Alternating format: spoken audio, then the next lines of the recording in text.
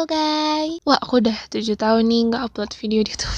Hari ini aku mau comeback dengan konten baru. Yeay, ini baru pertama kali ini aku bikin konten baru, yaitu storytelling film. Jadi aku bakal ceritain alur cerita film yang menurut aku film-filmnya ringan banget, nggak bikin pusing, dan yang pasti entertaining. Oke, hari ini aku mau ceritain film Oke Madam.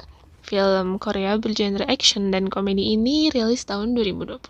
Film dimulai dengan adegan perempuan mengenakan outfit serba hitam sedang bertarung melawan pria-pria dengan outfit yang sama juga dalam ruangan yang remang-remang. Adegan sama sekali tidak menjelaskan sebab akibat kenapa ada pergelutan di situ terjadi. Tapi setelah berhasil mengalahkan satu persatu cowok yang ada di situ, si cewek ini dapat pesan nih dari bapaknya via smartwatchnya bahwa dia harus pergi secepatnya karena pria di situ akan membunuhnya.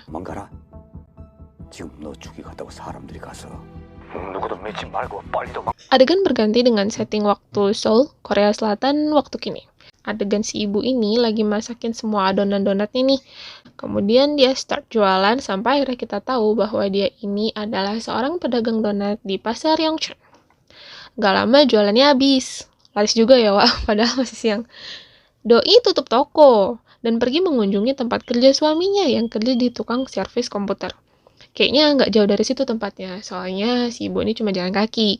Si Pak suaminya ini, Pak Su ya kita sebutnya, ini habis minum Oronamin sih guys, dan berharap banget nih dapat hadiah dari tutup botolnya. Dan jawabannya always sama, silahkan coba lagi. Sian bet. Dan cepet-cepet nyuruh istrinya buat minum Oronamin sih juga. Kebetulan dia lagi ada pelanggan di situ satu cowok. Pas diminum, taruh mak cereng. Hawaii. Tiket perjalanan keluarga ke Hawaii. Mereka seneng, bukan main. Tapi pas nyampe rumah, mereka pusing karena nggak punya uang cukup banyak buat bekal kalau pergi ke Hawaii. Ditambah lagi mesin cuci mereka tuh rusak. Pengeluaran mereka sebaiknya mending buat mesin cuci dulu deh. Tapi si Pak Su ini pengen banget ke Hawaii. Dia benar-benar ngebujuk istrinya buat ayo dong pergi ke Hawaii. Anak mereka datang nih nggak lama, baru pulang les balet. Namanya Nari. Doi ngambek-ngambek, nggak mau les balet. Karena anak mereka ini suka dan jago gelut gitu sih sebenarnya. Jadi bukan passion dia buat balet itu. Teman-temannya ditakis semua sih, anjay. Ganas juga ya. Pas Pak Su lagi benerin mesin cuci dan Nari udah tidur, si ibu ini mikir, apa pergi aja gitu ya ke Hawaii. Dia galau banget, kayaknya Nari itu kayak butuh piknik. Pak Su seneng banget dong ketika akhirnya si ibu milih, ya udahlah ayo kita pergi ke Hawaii gitu kan. Mereka jadi happy dan tiba-tiba mesin cucinya secara ajaib langsung nyala. Langsung bisa jalan lagi, mereka happy banget.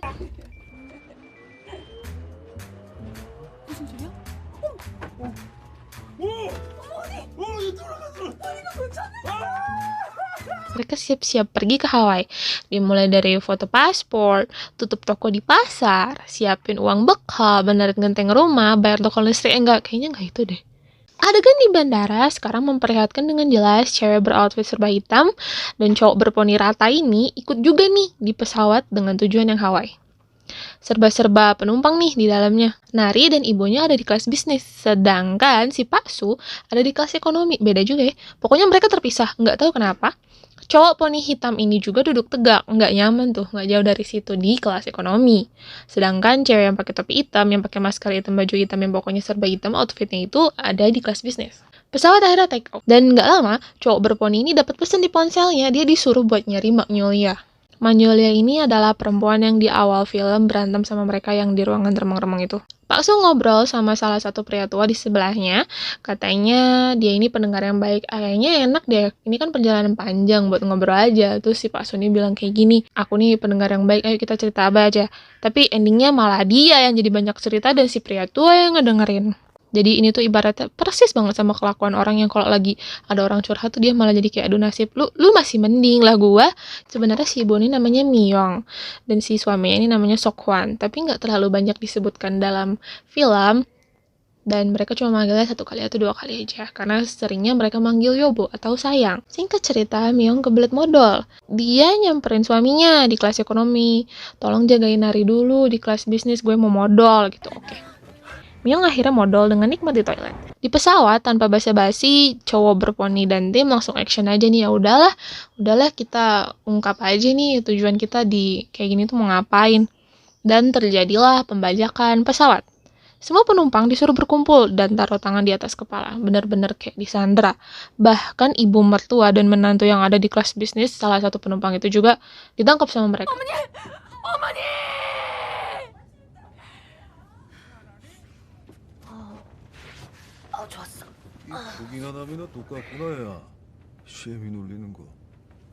Adegan mengejutkan terjadi ketika Myung dipaksa keluar dari toilet.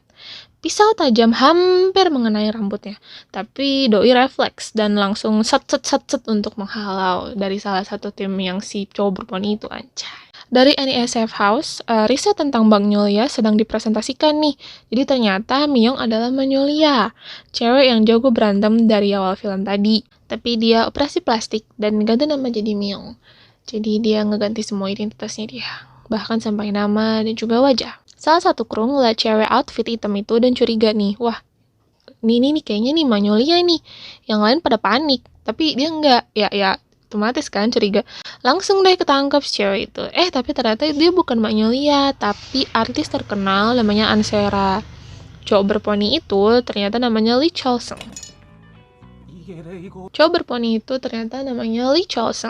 Dia pakai toa di pesawat dan manggil Magnolia. Bukan toa sih.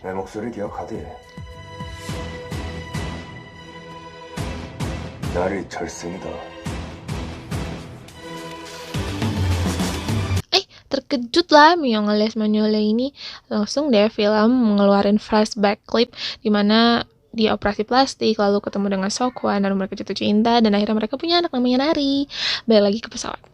Myung diam-diam keluar toilet gak tahu pergi kemana.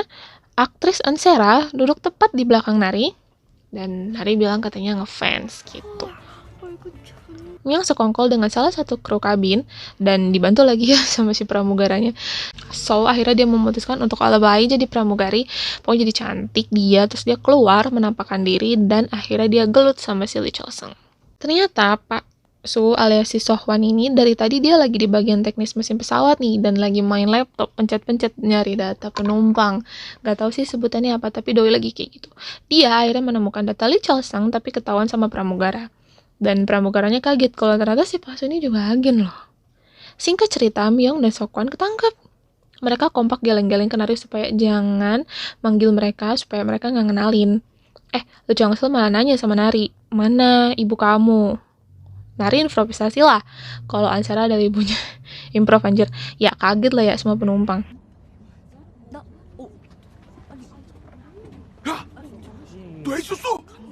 Myung dan Seokwan akhirnya ngaku kalau mereka tuh agen. Ya sebenarnya sih si Pak Su juga nggak masalah kalau isinya Magnolia. Dia juga udah tahu kok dari lama, cuma ya karena emang Doi kan emang udah bucin banget ya, karena emang istri sendiri ya udah nggak apa-apa, bukan masalah. Cuma ya karena emang dia udah bucin banget, karena namanya juga memang untuk berumah tangga suami dan istri, ya udah nggak apa-apa, bukan masalah.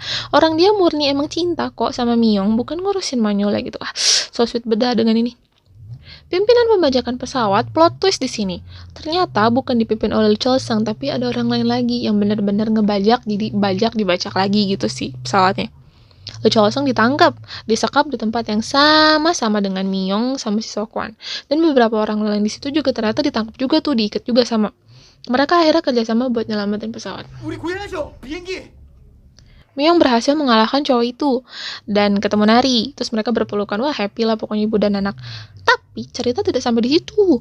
Ada plot twist pergantian pimpinan pembajakan pesawat. Jadi ada plot twist lagi. Jadi setelah dibajak pesawatnya sama pembajak, dibajak lagi sekali lagi. Yaitu bapak tua yang diajakin ngobrol sama si pak suami yang tadi. Myung ngebisikin ke anaknya buat ngelempar boneka teddy pemberian pak tua tadi kepadanya. Si bapak tua nembak gagang pintu darurat tuh ya. Otomatis pintu rusak dong dan jadi kebuka. Dia sama Myung udah siap mau turun bersama jatuh bersama gitu, tapi Nari ngelempar boneka teddy itu ke ibunya ya ke Myung. Sama Myung melempar itu ke luar pesawat. Dia nendang si pak tua dan jatuh deh. Enggak lama boneka yang dia lempar tadi itu ternyata sebetulnya bom dan meledak di langit. Ya si bapak tuanya udah jatuh. Mereka akhirnya berhasil nyelamatin pesawat. Wah, good job. Pesawat tadinya mau balik ke Korea. Duh nggak banget ya. Masa balik lagi ke Korea, akhirnya para penumpang speak up nih, ngomong, nyolot ke pilot, kayaknya buat tetap fokus aja ke Hawaii deh. Gitu. Ya udah, akhirnya mereka balik lagi ke Hawaii. Semua penumpang happy dan bisa liburan ke Hawaii, bisa jalan-jalan. Dan ternyata, dan di sini Sokwan ngaku kalau trip mereka ke Hawaii ini sebetulnya bukan hadiah dari Oronaminsi. Tapi emang dia udah nabung selama 10 tahun ini buat pergi ke Hawaii. Jadi ya itu tetap aja duit dia gitu. Jadi dia ngeganti si tutup botol ornamensi yang diminum sama si istrinya itu didabelin gitu untuk trip pergi ke Hawaii. Padahal itu sebetulnya dari dia. Ya ampun so sweet banget. Filmnya selesai. Storytelling aku kayak ngejelasin ke anak TK ya. Tapi itu sih cerita tentang Oke Madam bener-bener ringan. Family cerita banget gitu, bisa ditonton sama keluarga dan menghibur banget. Adegan actionnya juga nggak terlalu pusing kameranya. Aku paling nggak suka film action sebetulnya karena memang pusing, tapi nonton film Oke Madam ini worth it banget buat ditonton sama kalian juga. Oke, makasih ya udah pada nontonin video aku. Like, comment, and subscribe. Bye bye.